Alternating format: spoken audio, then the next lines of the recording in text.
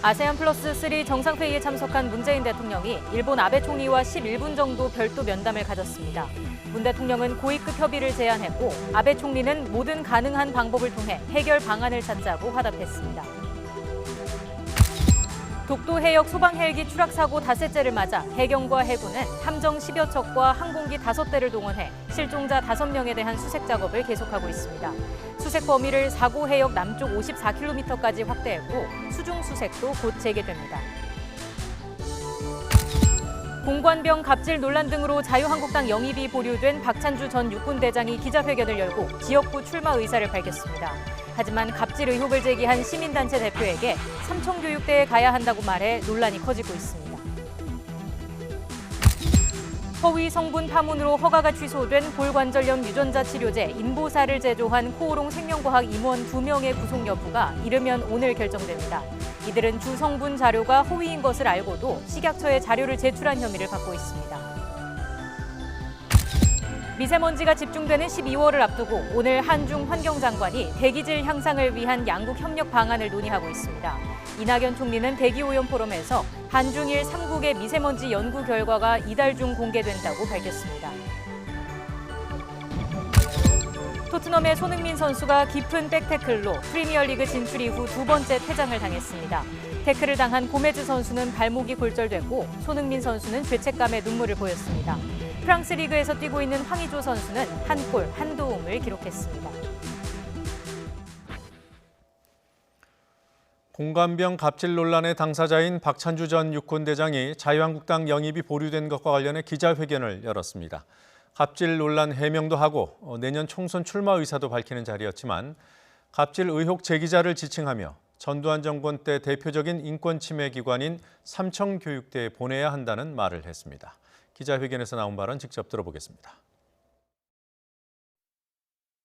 여러분, 저 비례대표 생각 전혀 없습니다.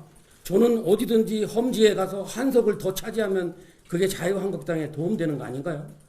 내 고향 천안을 가든지 지금 제가 살고 있는 계룡도 군인권센터 소장은 삼청교육대 한번 교육을 받아야 좀 되지 않는 사람인가 이런 생각도 갖고 있습니다. 그리고 군대를 갔다 오지 않은 사람이 군대에 대해서 재단하고 이렇게 앞에 나가서 군대를 무력화시키는 거에 대해서 저는 정말 참 분개하지 않을 수 없고 또 여기에 동조하는 정치인들도 저는 각성해야 된다고 생각합니다. 군인권센터 임태훈 소장도 반박에 나섰습니다. 임 소장은 군인권센터 홈페이지를 통해 입장문을 내고 우선 박 전 대장이 자신의 과거 행동을 갑질로 인지하지 못한다고 비판했습니다. 또 임 소장이 삼청교육대에서 교육을 받아야 한다는 발언과 관련해서는 정계 입문을 앞둔 사람이 군부 독재 시절에 운영하던 삼청교육대를 운운한 것은 충격적인 일이라고 맞받아쳤습니다. 미 행정부가 우리나라 자동차에는 고율의 수입 관세를 추가로 부과하지 않을 수 있음을 시사했습니다. 또 이달 중 중국과 1단계 무역 합의에 서명할 가능성을 낙관했습니다. 보도에 이종수 기자입니다. 윌버로스 미 상무장관은 현지 시간 3일 블룸버그 TV와의 인터뷰에서 유럽연합, 일본, 그 외 다른 나라와 좋은 대화를 가졌다면서 미 행정부가 관세를 부과할 필요가 없을지도 모른다고 말했습니다. 로스 장관은 이어 우리는 유럽과 일본, 한국의 친구들과 아주 좋은 대화를 했다면서 한국을 고율 관세 부과 대상국에서 제외할 가능성을 언급했습니다. 트럼프 대통령은 지난 2월 수입차와 부품이 국가 안보에 미치는 영향을 토대로 5월 18일까지 고율 관세 부과 검토를 지시했는데 결정 시기를 180일 한 차례 연장해 오는 13일이 시한입니다. 한국은 지난해 한미 자유무역협정 재협정 완료 등을 고려해 부과 대상에서 제외될 것이란 관측이 많았습니다. 로스 장관은 이달 중국과 1단계 무역 합의 서명 가능성에 대해서는 좋은 진전을 만들고 있어 서명 못할 어떤 자연스러운 이유가 없다고 말했습니다. 앞서 트럼프 대통령도 중국과 1단계 무역 합의에 대해 자신감을 보였습니다. Well, we're moving along with the deal with China. China wants to make the deal very much, and we have a good relationship, and we'll see what happens. 트럼프 대통령은 중국과의 1단계 합의 서명은 미국에서 이뤄질 것이라고도 말했습니다. 미 행정부는 이와 관련해 중국 기업 화웨이에 대해 미국 기업들이 부품이나 기술 서비스를 수출할 때 정부의 허가를 받도록 한 수출 규제를 완화할 계획입니다. 하지만 다음 달 1,600억 달러 규모의 중국산 제품에 대해 15% 관세를 부과할 계획을 유예할 것인지에 대해서는 분명히 하지 않고 있습니다. YTN 이종수입니다. 미국과 중국이 서로 관세를 부과하면 우리 경제 성장률이 0.34%포인트 하락할 것으로 한국개발연구원 KDI가 전망했습니다. KDI는 보고서에서 미중 두 나라가 올해 12월까지 부과하겠다고 공표한 관세가 모두 실현되면 우리 경제 성장률은 미중 무역 분쟁에 따른 교역량 감소로 마이너스 0.16%포인트, 또 중국 내수 둔화 영향으로 마이너스 0.18%포인트가 각각 줄어들 것으로 분석했습니다. KDI는 미중 간 상호 관세 부과로 중국이 받을 타격이 훨씬 큰 것으로 추정되며 우리 경제에 미치는 부정적 영향은 대부분 미국의 관세 부과로 인해 중국의 수출과 내수가 감소하기 때문이라고 설명했습니다.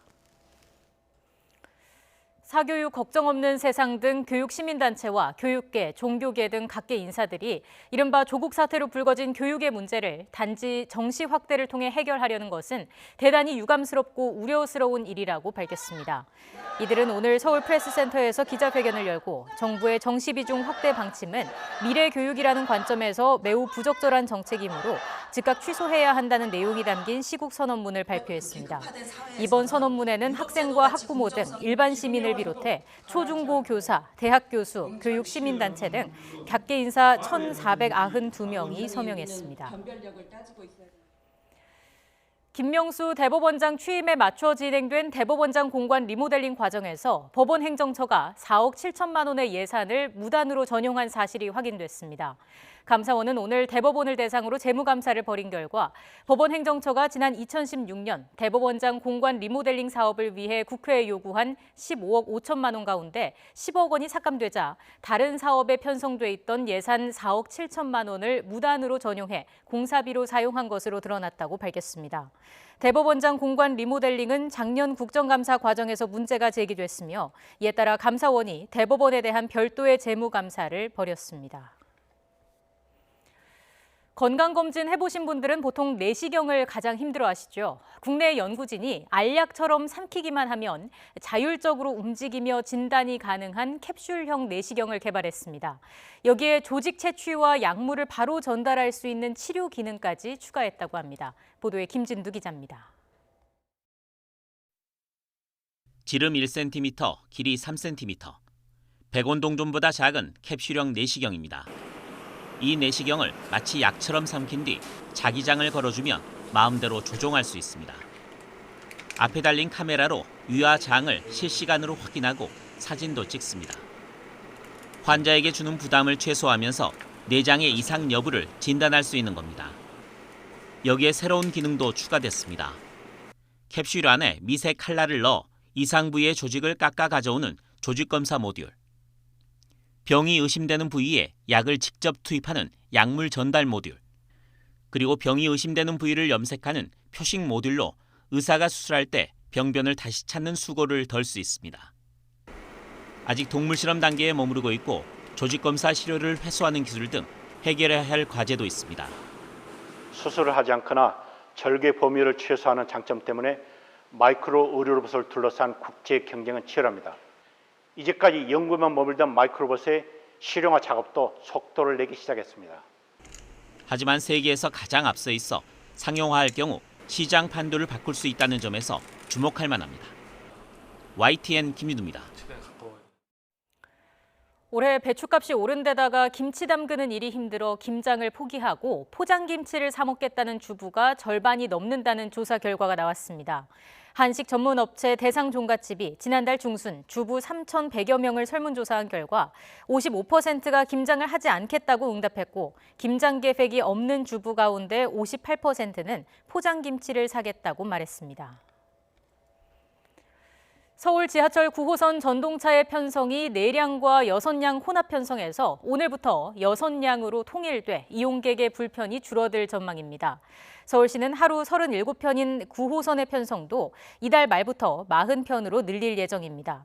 이에 따라 오전 7시에서 9시 급행열차 혼잡도는 156%에서 137%로 일반 열차 혼잡도는 107%에서 71%로 각각 감소할 것으로 전망됩니다.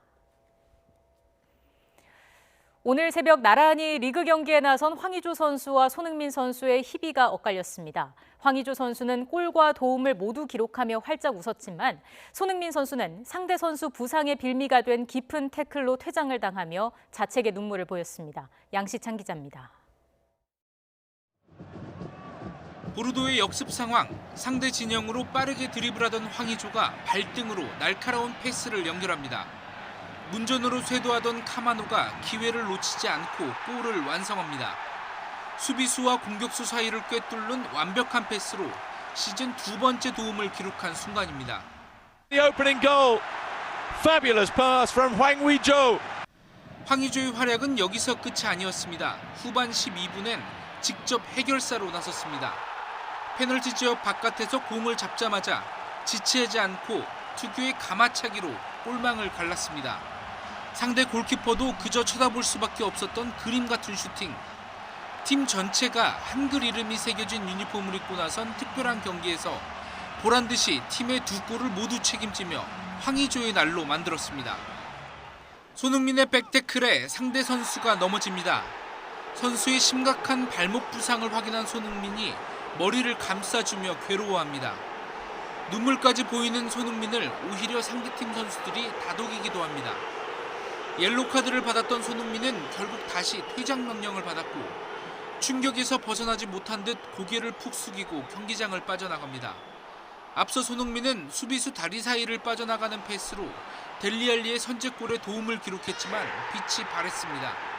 토트넘은 수적 열세를 극복하지 못하고 후반 추가 시간 동점골을 허용하며 승점 1점 추가에 그쳤습니다. YTN 양시창입니다.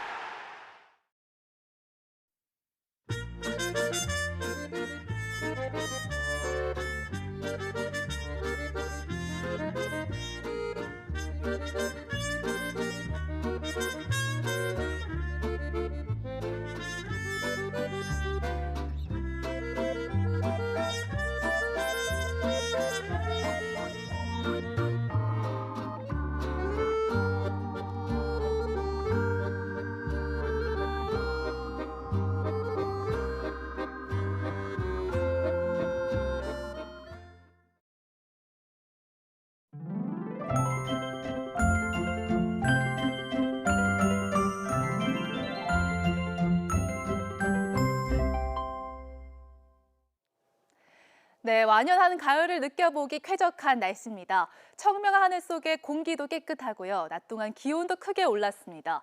오늘 서울의 한낮 기온은 20.3도까지 높아지면서 예년 기온을 5도가량 웃돌며 선선했습니다. 하지만 해가 지고 나면 다시 기온이 떨어져 쌀쌀하겠습니다. 퇴근길 큰 일교차는 염두에 두셔야겠습니다. 주말 사이 말썽을 부린 미세먼지가 거치고 오늘은 공기가 깨끗합니다. 내일도 대기 확산이 원활해서 전국의 미세먼지 농도가 좋음에서 보통 단계를 유지하겠습니다. 현재 위성 모습입니다. 내륙 지역은 대체로 맑은 날씨를 보이고 있는데요. 남쪽에선 약하게 기압골이 다가오면서 오늘 밤까지 제주에는 20에서 최고 60mm의 비가 오겠습니다. 내일은 비 예보 없이 전국의 하늘이 맑겠습니다. 아침에는 내륙에 서리가 내리고 산간 지역은 물이 어는 곳이 있겠습니다. 내일 아침 기온은 오늘과 비슷해 쌀쌀하겠습니다. 서울 기온이 9도, 강릉 10도, 대구 7도, 강계는 영하 1도가 예상되고요. 낮 기온은 10도가량 올라서 일교차가 크겠습니다. 서울의 한낮 기온이 18도까지 오르겠고요. 강릉 22도, 금강산은 21도까지 오르겠습니다. 당분간 내륙 지역은 쾌청하겠고요. 기온은 점차 내림세를 보이겠습니다. 절기 입동인 금요일엔 서울의 기온이 3도까지 뚝 떨어지면서 올가을 들어 가장 쌀쌀하겠습니다. 날씨 정보였습니다. 더 뉴스 마치겠습니다. 저희는 내일도 진실의 한 발 더 다가가겠습니다. 고맙습니다. 고맙습니다.